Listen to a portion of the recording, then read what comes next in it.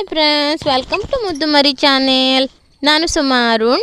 ಗರುಡ ಪುರಾಣ ಕಥೆಗಳ ರೂಪದಲ್ಲಿ ಅಧ್ಯಾಯ 5 ಪಾಪ ಲಕ್ಷಣಗಳು. ಭಗವಾನ್ ಮಹಾವಿಷ್ಣು ಗರುಡನಿಗೆ ನರಕಕ್ಕೆ ಕಾರಣವಾಗುವ ಪಾಪಗಳನ್ನು ಹೇಳಿದ ಬಳಿಕ ಪಾಪಿಗಳು ನರಕದಿಂದ ಭೂಮಿಯ ಮೇಲೆ ಜನಿಸಲು ಬಂದವರು ಯಾವ ಜನ್ಮವನ್ನು ತಾಳುವರೆಂಬುದನ್ನು ಹೇಳತೊಡಗಿದನು. ಎಲೈ ಗರುಡನೆ, ಭೂಲೋಕದಲ್ಲಿ ಜನಿಸಿರುವ ಒಬ್ಬೊಬ್ಬರನ್ನು ನೋಡಿದಾಗ ಅವನು ಜನಿಸಿದ ರೀತಿ, ಬಾಳುವೆಯ ರೀತಿ ಇವುಗಳಿಂದ ಅವನೆಂತಹ ಪಾಪಿ ಇಲ್ಲವೇ ಪುಣ್ಯವಂತ ಎಂಬುದು ಅರಿವಾಗುತ್ತದೆ. ಒಂದೊಂದು ಪಾಪದ ಫಲವಾಗಿ ಭೂಲೋಕದಲ್ಲಿ ದುಃಖ ಅನುಭವಿಸುತ್ತಾರೆ. ಗೋಹತ್ಯೆ ಮಾಡಿದವನು ಗೂನು ಬೆನ್ನು ಹೊಂದಿರುತ್ತಾನೆ. ಬ್ರಹ್ಮಹತ್ಯಾ ದೋಷದಿಂದ ಕುಷ್ಠರೋಗಿಯಾಗಿ ಹುಟ್ಟುತ್ತಾನೆ. ಹಾಗೆಯೇ ಕನ್ಯೆಯನ್ನು ಕೊಂದವರು ಕುಷ್ಠಬಾಧಿತರಾಗುತ್ತಾರೆ. ಇವರೆಲ್ಲ ಚಾಂಡಾಲರು. ಗುರುಪತ್ನಿಯನ್ನು ಭೋಗಿಸಿದವನು ಭೀಕರ ಚರ್ಮರೋಗಿಯಾಗುವನು. ಸ್ತ್ರೀ ಹತ್ಯೆ, ಭ್ರೂಣ ಹತ್ಯೆಗಳನ್ನೆಸಗಿದವನು ನಪುಸಂಕನಾಗಿ ಹುಟ್ಟುತ್ತಾನೆ. ಮೃಷ್ಟಾನ್ನ, ಭೋಜ್ಯ ವಸ್ತುಗಳನ್ನು ಮತ್ತೊಬ್ಬರಿಗೆ ಕೊಡದೆ ತಾನೇ ತಿನ್ನುವವನು ರೋಗಿಯಾಗಿ ಜನಿಸುತ್ತಾನೆ. ಪುಸ್ತಕಗಳನ್ನು ಕದಿಯುವವನು ಹುಟ್ಟು ಕುರುಡನಾಗಿ ಜನಿಸುತ್ತಾನೆ. ಗುರುನಿಂದಕನು ಮೂರ್ಛೆ ರೋಗಕ್ಕೆ ಬಲಿಯಾಗುತ್ತಾನೆ. ಸುಳ್ಳು ಸಾಕ್ಷಿ ಹೇಳುವವನು ಮೂಕನಾಗಿರುತ್ತಾನೆ. ಮಂಗಳ ಕಾರ್ಯಗಳಿಗೆ ಅಡ್ಡಿ ತರುವವನು ತುಟಿರಹಿತನಾಗುತ್ತಾನೆ. ಶಾಸ್ತ್ರಗಳನ್ನು ನಿಂದಿಸುವವನು ಪಾಂಡುರೋಗಿಯಾದರೆ ಪಂಕ್ತಿ ಭೇದ ಮಾಡುವವನು ಒಂದು ಕಣ್ಣುಳ್ಳವನಾಗುತ್ತಾನೆ. ಬ್ರಾಹ್ಮಣನನ್ನು ಒದ್ದವನು ಮರುಜನ್ಮದಲ್ಲಿ 2 ಕಾಲುಗಳಿಲ್ಲದವನಾಗುತ್ತಾನೆ. ಸುಳ್ಳನ್ನೇ ನಂಬುವವನು ಕಿವುಡನಾಗುತ್ತಾನೆ. ಗೋಮಾತೆಯನ್ನು ಒದ್ದವನು 1 ಕಾಲುಳ್ಳವನಾಗುತ್ತಾನೆ. ಅನ್ಯರ ಮನೆಗೆ ಬೆಂಕಿ ಹಚ್ಚುವವನು ತಲೆಬೋಳನಾಗಿ ಹುಟ್ಟುತ್ತಾನೆ. ಚಿನ್ನ ಕದ್ದವನು ಕ್ರೂರ ಉಗುರುಗಳುಳ್ಳವನಾದರೆ ಅನ್ನ ಕದ್ದವನು ಮೂಷಿಕನಾಗುತ್ತಾನೆ. ನೀರು ಕದ್ದವನು ಜಾತಕ ಪಕ್ಷಿಯಾಗಿಯೂ, ವಿಷವನ್ನು ಕದ್ದವನು ಚೇಳಾಗಿಯೂ, ಮಂಗಳ ದ್ರವ್ಯಗಳನ್ನು ಕದಿಯುವವನು ಮೂಗಿಲಿಯಾಗಿಯೂ, ಧಾನ್ಯವನ್ನು ಕದಿಯುವವನು ಹದ್ದಾಗಿಯೂ, ಮಾಂಸ ಮಾರುವವನು ದುರದೃಷ್ಟಶಾಲಿಯಾಗಿಯೂ, ಉಪ್ಪು ಕದ್ದವನು ಇರುವೆಯಾಗಿಯೂ ಹುಟ್ಟುವರು. ಹಣ್ಣು ಹೂವುಗಳನ್ನು ಕದಿಯುವವರು ಕೋತಿಯಾಗಿ ಹುಟ್ಟಿದರೆ, ಪಾದರಕ್ಷೆ ಹತ್ತಿ ಬಟ್ಟೆಗಳನ್ನು ಕದ್ದವನು ಕುರಿಯಾಗಿ ಹುಟ್ಟುತ್ತಾನೆ. ಯಾತ್ರಿಕರ ಹಣ ಕೊಳ್ಳೆ ಹೊಡೆಯುವವನು ಆಡು ಜನ್ಮ ಪಡೆಯುವನು. ಆತ್ಮಹತ್ಯೆ ಮಹಾಪಾಪ. ಹಾಗೆ ಆತ್ಮಹತ್ಯೆ ಮಾಡಿಕೊಂಡವನನ್ನು ಹಾವಾಗಿ ಜನಿಸುವನು. ಕೆಲವರು ಹಿಂಸೆಯ ಕೆಲಸಗಳನ್ನೇ ಮಾಡಿ ಜೀವಿಸುತ್ತಾರೆ. ಅಂಥವರು ಕಟುಕನ ಮನೆಯ ಆಡಾಗಿ ಹುಟ್ಟುವರು. ಯಾರೇ ಅಶನವೀಯಲಿ ಅದನ್ನು ಪರೀಕ್ಷಿಸದೆ ತಿನ್ನುವ ಬ್ರಾಹ್ಮಣನು ಜನರು ಯಾರೂ ವಾಸಿಸದ ಕಾಡಿನಲ್ಲಿ ಹುಲಿಯಾಗಿ ಹುಟ್ಟುವನು. ಬ್ರಾಹ್ಮಣನಾದವನು ಸಂಧ್ಯಾವಂದನೆ, ಗಾಯತ್ರಿ ಜಪಗಳನ್ನು ಮಾಡದೆ ನಿತ್ಯ ಕರ್ಮಗಳಿಂದ ದೂರವಾದರೆ ಮುಂದಿನ ಜನ್ಮದಲ್ಲಿ ಮೀನುಗಳನ್ನು ತಿಂದು ಜೀವಿಸುವ ಬಕಪಕ್ಷಿಯಾಗಿ ಹುಟ್ಟುವನು. ಕರೆಯದೆ ಭೋಜನಕ್ಕೆ ಹೋಗುವ ಬ್ರಾಹ್ಮಣನು ಜನರೆಸೆದ ಎಂಜಲಿಗಾಸೆ ಪಡುವ ಕಾಗೆಯಾಗಿ ಹುಟ್ಟುವನು. ಅಪಾತ್ರನು ಅನರ್ಹನೂ ಆದವನಿಂದ ಯಜ್ಞ ಮಾಡಿಸುವ ಬ್ರಾಹ್ಮಣನು ಕೊಚ್ಚೆ ಹೊಲಸುಗಳಲ್ಲಿ ಓಡಾಡಿಕೊಂಡಿರುವ ಹಂದಿಯಾಗಿ ಹುಟ್ಟುವನು. ವಿದ್ಯಾದಾನ ಮಾಡಬೇಕು ನಿಜ, ಆದರೆ ಅಯೋಗ್ಯನಿಗೆ ವಿದ್ಯಾದಾನ ಮಾಡಿದ್ದೇ ಆದರೆ ಹಾಗೆ ಮಾಡಿದ ಬ್ರಾಹ್ಮಣನು ಗುಟುರು ಹಾಕುವ ಗೂಳೆಯಾಗಿ ಹುಟ್ಟಿ ಜೀವಿಸುತ್ತಾನೆ. ಶಿಷ್ಯನಾದವನಿಗೆ ಗುರು ಸೇವೆ ಕರ್ತವ್ಯ.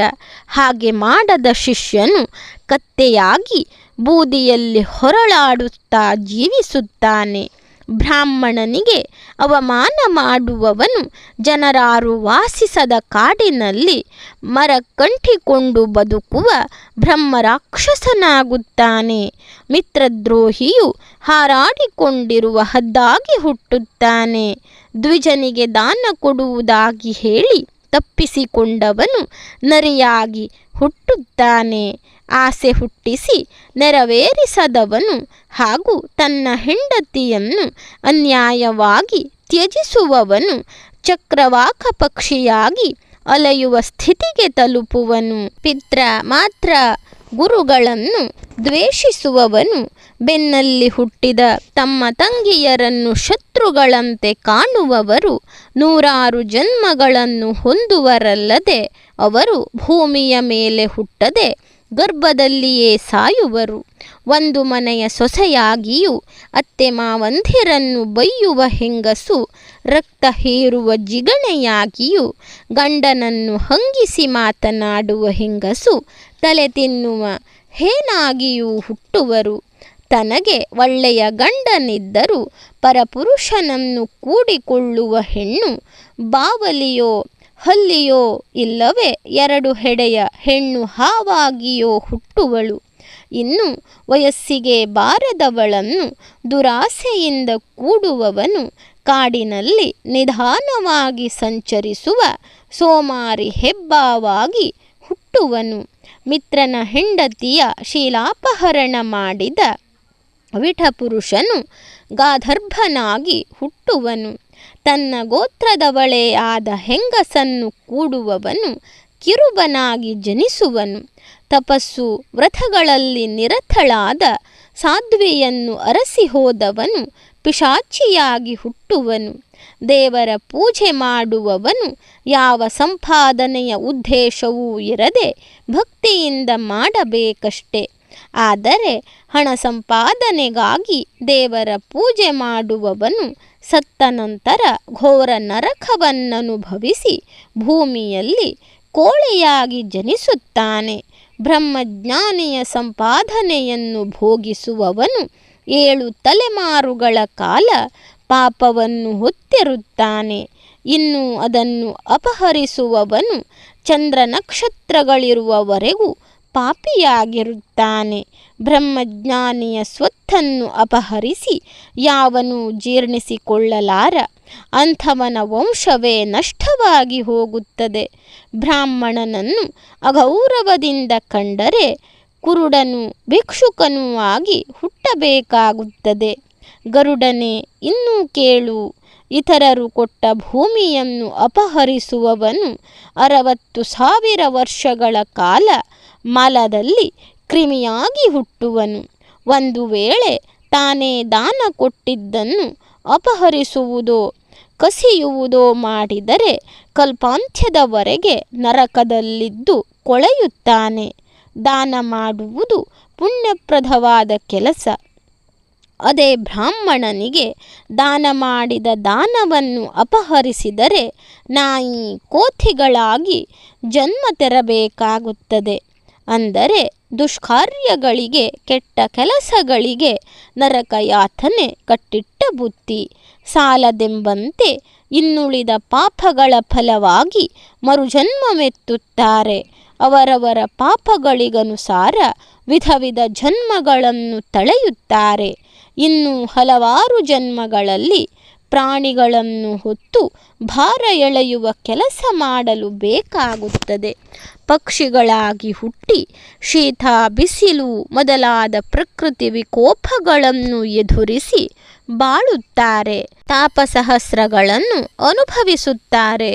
ಅವರು ಮಾಡಿದ ಒಳ್ಳೆಯದು ಹಾಗೂ ಕೆಟ್ಟದ್ದು ಸಮಾನವಾಗಿ ಹೋದಾಗ ಅಂತಹ ಪಾಪಿಗಳು ಶ್ರೇಷ್ಠವಾದ ಮಾನವ ಜನ್ಮ ಪಡೆಯುತ್ತಾರೆ. ಜನನ ಮರಣಗಳು ಚಕ್ರದಂತೆ ಒಂದಾದ ಮೇಲೊಂದು ಬರುತ್ತಲೇ ಇರುತ್ತದೆ. ಗರ್ಭದಿಂದ ಸಾಯುವವರೆಗೂ ದುಃಖವನ್ನು ಅನುಭವಿಸುತ್ತಾರೆ. ಮಾನವರು ಇವುಗಳಿಂದ ಹೊರಬರಲು ಆಗದಂತೆ ಪಾಪ ಕಾರ್ಯಗಳನ್ನು ಮಾಡುತ್ತಲೇ ಇರುತ್ತಾರೆ. ಗರುಡನೇ, ಕರ್ಮಪಾಶದಿಂದ ಬಂಧಿತರಾಗಿ ಮಾನವರು ನನ್ನ ಮಾಯೆಗೆ ಒಳಗಾಗಿರುತ್ತಾರೆ. ಭೂಲೋಕ, ನರಕ ಇವುಗಳನ್ನು ನೋಡುತ್ತಲೇ ಇರುತ್ತಾರೆ. ಒಮ್ಮೆಯಾದರೂ ದಾನ ಧರ್ಮಾದಿಗಳನ್ನು ಮಾಡದೆ ದರಿದ್ರರಾಗಿ ಜನಿಸುತ್ತಾರೆ. ದರಿದ್ರನಾದವನು ಸಮಯ ಸಂದರ್ಭಗಳಿಗನುಸಾರ ಪಾಪ ಮಾಡಿಯೇ ಮಾಡುತ್ತಾನೆ. ಪಾಪದ ಫಲವಾಗಿ ನರಕಕ್ಕೆ ಹೋಗುವುದು ಅನಿವಾರ್ಯವಾಗಿರುತ್ತದೆ. ಆದರೆ ಪುನಃ ಜನ್ಮವೆತ್ತಿದಾಗಲೂ ದರಿದ್ರನಾಗಿ ಅಂದರೆ ಬಡವನಾಗಿ ಜನಿಸುತ್ತಾನೆ. ಅಂದರೆ ಪುನಃ ಪಾಪ ಕಾರ್ಯಗಳಲ್ಲಿರುತ್ತಾನೆ. ಜನನ ಮರಣಗಳೆಂಬ ಚಕ್ರ ಅಂಥವನ ವಿಷಯದಲ್ಲಿ ನಿಲ್ಲದೆ ತಿರುಗುತ್ತಲೇ ಇರುತ್ತದೆ. ತಿಳಿದೆಯ ತಾನು ಮಾಡಿದ ಕರ್ಮ ಫಲಗಳನ್ನು ಮಾನವ ತಾನೇ ಅನುಭವಿಸಬೇಕು. ಅವು ಅನುಭವಿಸದೆ ನಾಶವಾಗವು ಎಂದು ಮಹಾವಿಷ್ಣುವು ಗರುಡನಿಗೆ ಹೇಳಿದನು ಎಂಬಲ್ಲಿಗೆ ಗರುಡ ಪುರಾಣದ 5ನೇ ಅಧ್ಯಾಯ ಮುಕ್ತಾಯವಾಗುತ್ತದೆ. ಧನ್ಯವಾದಗಳು ಸ್ನೇಹಿತರೆ. ನನ್ನ ಕಥೆಗಳೆಲ್ಲ ನಿಮಗೆ ಇಷ್ಟವಾಗ್ತಾ ಇದ್ದರೆ ನನ್ನ ಮುದ್ದು ಮರಿ ಚಾನಲನ್ನು ಸಬ್ಸ್ಕ್ರೈಬ್ ಮಾಡದೆ ನೋಡ್ತಾ ಇರುವವರು ದಯವಿಟ್ಟು ಸಬ್ಸ್ಕ್ರೈಬ್ ಮಾಡಿ, ಆಲ್ ಅಂತ ಸೆಲೆಕ್ಟ್ ಮಾಡಿಕೊಳ್ಳಿ, ಶೇರ್ ಮಾಡಿ, ಲೈಕ್ ಮಾಡಿ, ಕಮೆಂಟ್ ಮಾಡಿ.